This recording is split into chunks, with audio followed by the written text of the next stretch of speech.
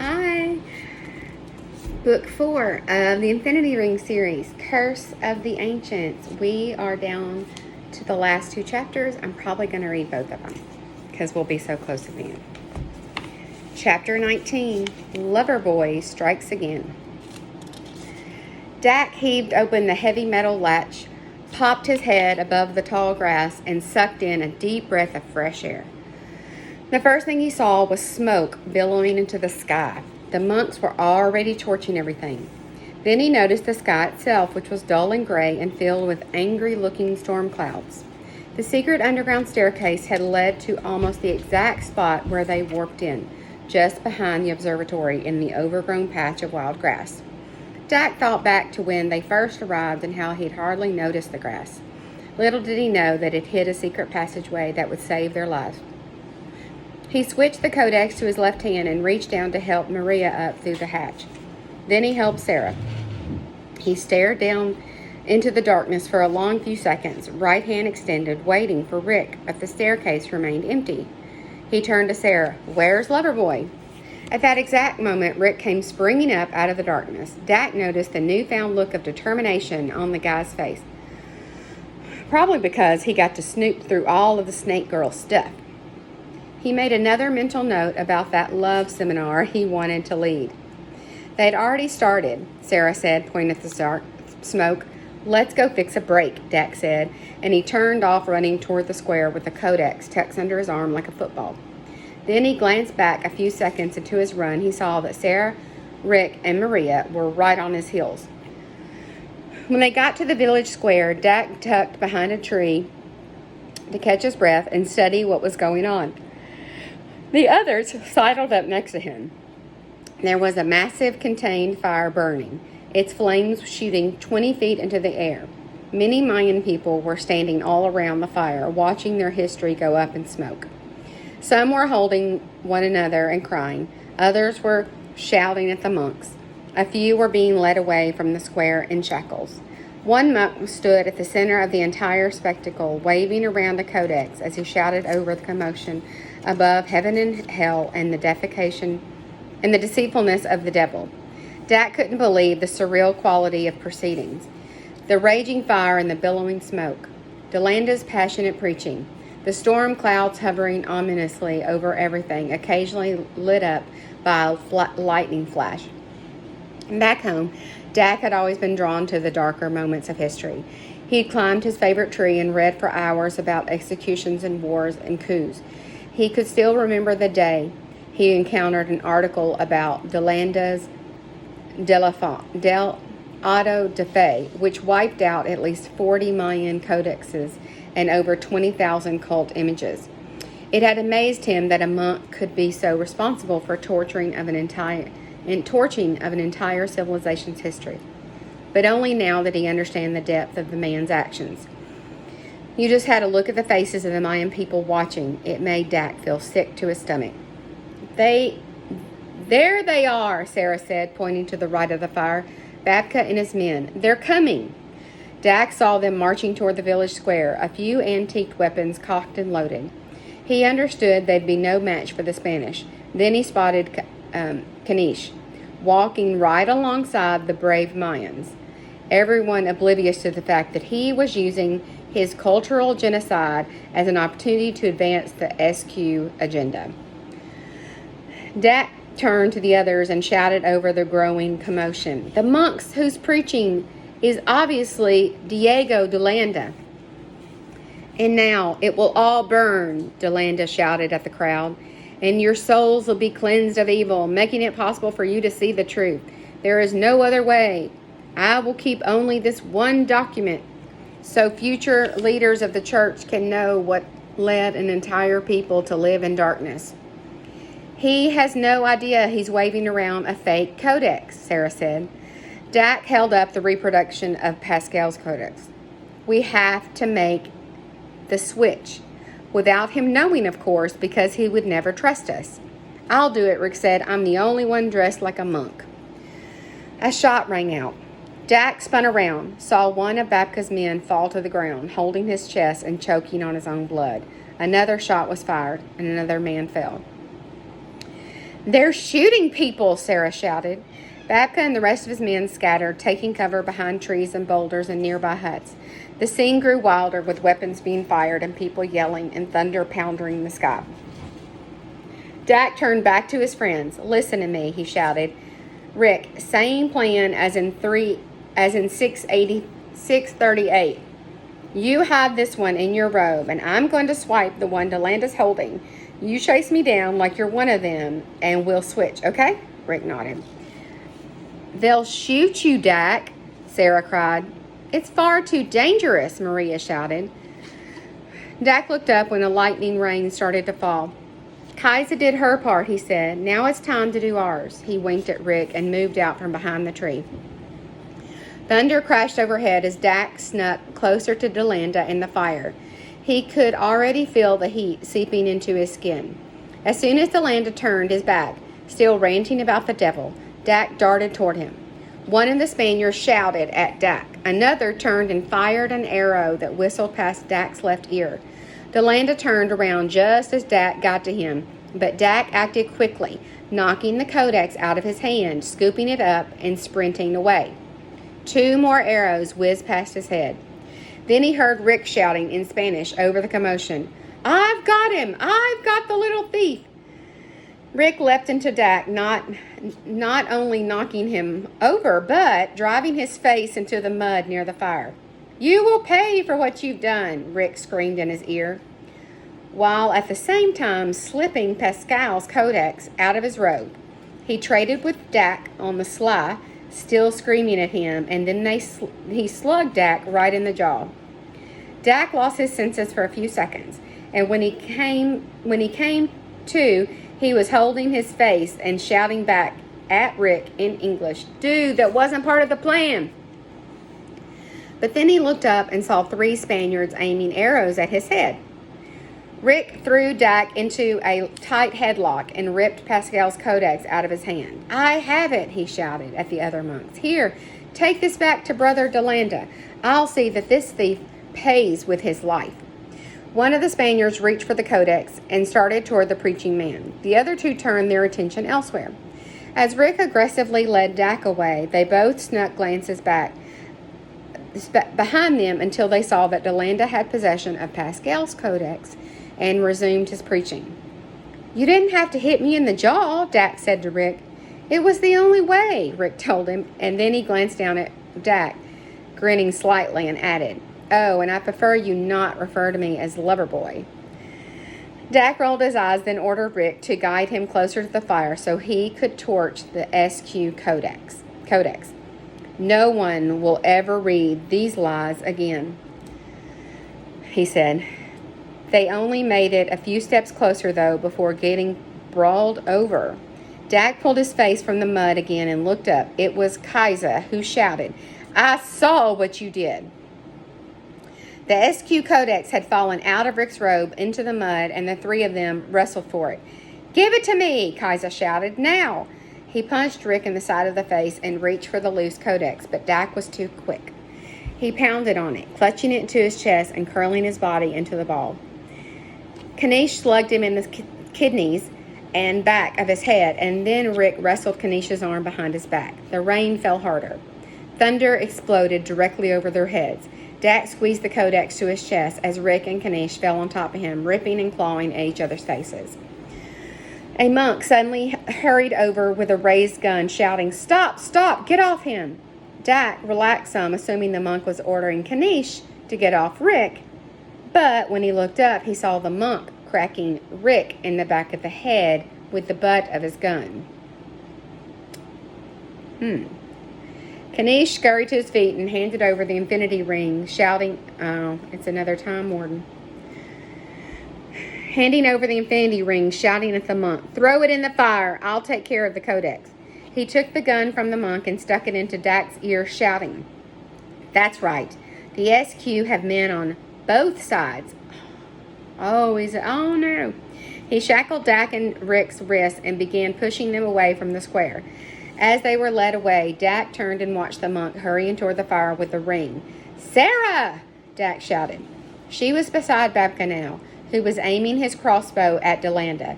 He fired an arrow that narrowly missed. Two monks converged onto Delanda immediately, pushing his head down and leading him toward a nearby hut.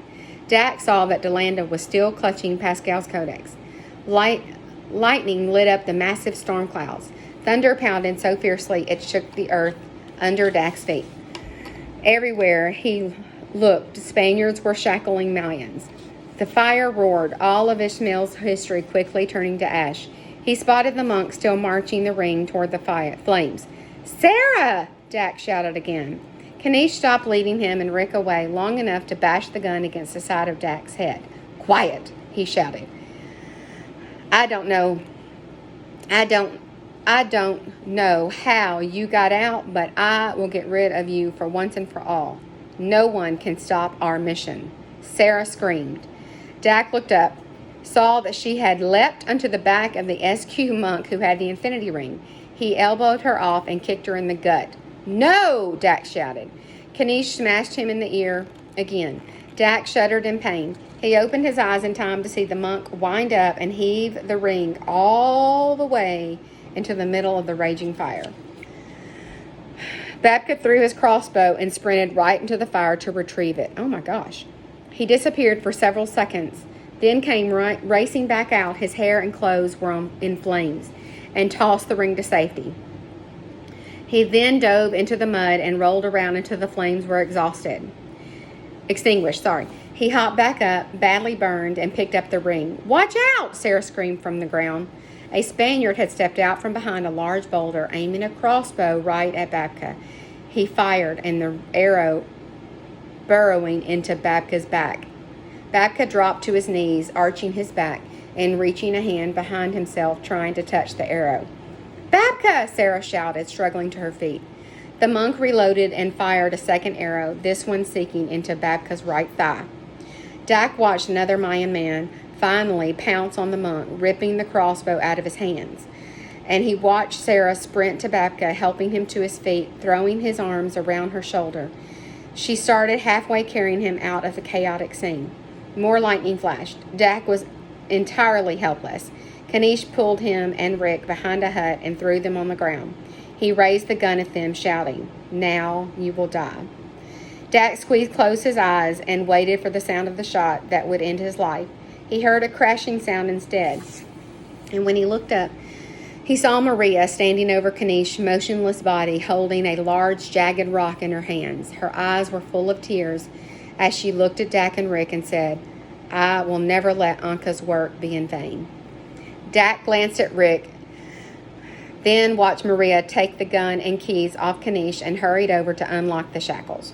She tried several keys before finally inserting the right one and freeing them. Dak flexed his hands for a second and then ripped the SQ Codex out of Kanish's limp hands and raced out from behind the hut toward the fire. It was smaller now because the rain was stronger, but Dak knew it would burn the SQ lies just the same. As he flung the thing deep into the flames, he slipped into the wet mud. He watched from his knees as the fake Codex caught fire. Some of the pages twisted under the intense heat, then shriveled up into the brittle red and black sheets, the embers eventually breaking off and lifting up into the stormy sky. Now the world would never know the lies and propaganda of the SQ Codex. They've learned the truth about the Mayans instead, some of it. Dak breathed heavily as he continued watching the fire. More thunder pounded overhead and the skies opened. Rain poured down on Dak's head, flooding the ground around him, forcing a few remaining monks to cower and run for shelter. But Dak couldn't take his eyes off the fire. Yes, they fixed the break, but they failed to stop the Delanda auto da fe, and Dak was overwhelmed by how much had been lost today. He realized what a vile and violent act it was to destroy a culture's history. It was almost like a murder. Lightning lit up the dark storm clouds again. Thunder roared. Dak sensed someone hovering over him, and when he looked up, he found a drenched Rick standing there, holding his hand out to Dak. And the last chapter, Beneath the Ceiba Tree. "Please just talk to me," Babka said to Sarah. Tears were falling down her cheeks, but she didn't care. Babka was badly hurt. He said he knew he wouldn't make it and refused to let her take him to the village medicine man. Talk about what? Sarah asked, wiping her face in the back of her hand. It doesn't matter, little sister. Tell me about your life, your family. Sarah watched the way his entire body shivered in the warm, humid air. She looked out from behind the large ceiba tree that had been ducked underneath, trying to figure out what she could tell a dying man. Rain poured down all around them. Large drops sometimes slipped through the thick tree leaves and landed on their heads. She had tried the door to the hut in front of them, but it was locked, and nobody had answered when she'd knocked, even though she was sure there were people inside. Please, he said, closing his eyes and leaning his head against the trunk of the tree. Anything. Sarah squeezed Babka's cold hand until he opened his eyes again. Well, it's only me and my Uncle Diego, she said. No parents? Babka asked in a strained voice. Sarah shook her head. I never knew them. The wind picked up, swirling around Sarah and Babka in their tree. The leaves rustled wildly. Sarah heard a thick branch snap, but then when she looked up, she didn't see anything. Tell me more, Babka said. I had a dream about them, she said, wiping mud from Babka's brow. My parents. I was in the future, thousands of years from now, when the world was ending. I went to my uncle's barn and opened the door, and they were sitting there, waiting, sitting in chairs. That's right, Babka said. Sarah wiped the tears from her face again and said, They came back because they cared about me. Of course they did. Babka coughed and reached down to touch the arrow in his thigh. You will see them again. Sarah let out a sob and then quickly stopped herself. I'm sorry, Babka. This was all my fault. You were trying to help me. Since I was a little boy, he said in almost a whisper, I wanted to be the leader of my people. My people. He coughed and wiped his mouth. My father always warned me, though. He said, Babka, if you want to be someone special, you must have strong shoulders. I didn't understand until now. Sarah's heart was pounding in her chest. It was exactly what her grandfather had said to her. The one time they'd met. She stared at Babka, trying to swallow the lump in her throat. The sky lit up in a massive flash of lightning. Thunder rumbled directly overhead. What about your little sister? Babka said. What about you, little sister? Babka said. Do you have strong shoulders? Sarah sobbed again, and this time when she tried to catch herself, she wasn't able to, and she just kept on crying. I think you do, he said, grinning a little, and I sense things. He coughed hard and then pulled in a deep breath. About people. Tears streaming down Sarah's face, and she tried for a deep breath too. But she couldn't get one. She was too upset. Babka, she said. She wanted to say something important, something meaningful and comforting, but the words weren't coming into her head, and all she could think to do was say his name again. Babka. When he didn't answer, she let herself sob into her own hands because she knew he was gone. After several seconds, she leaned his head back against the tree trunk and pushed his eyelids closed. I'm proud to come from you, she whispered. Then she leaned her head against the tree too and watched the growing storm. A few minutes later, Dak and Rick were there, Dak gripping the infinity ring in his hands, and Rick was fiddling with his bracelet. Sarah looked up at them, both soaking wet. She wiped her face and climbed to her feet. Sarah, Dak started, but then he noticed Babka and said, Oh. Rick gently patted her on the shoulder. Some of the villagers have warned us that the storm will be getting much worse, she said, but we can stay here a little longer if you want. It's a storm, Dak said, but I don't think it's going to be as bad as they were saying. Sarah took the infinity ring from Dak and programmed in the new coordinates Rick showed her on the S-square. She looked up at Dak and Rick and said, If the Mayans say a great storm is coming, then a great storm is coming. They nodded. Better hold on if you're coming with me, she said. Dak and Rick both put their hands on the ring next to hers, and she pushed the button that would send them warping through time yet again. The ring began to vibrate. and the liquid inside lit up and swirled. Sarah looked out at the blurring Mayan landscape, feeling sad, but also incredibly full.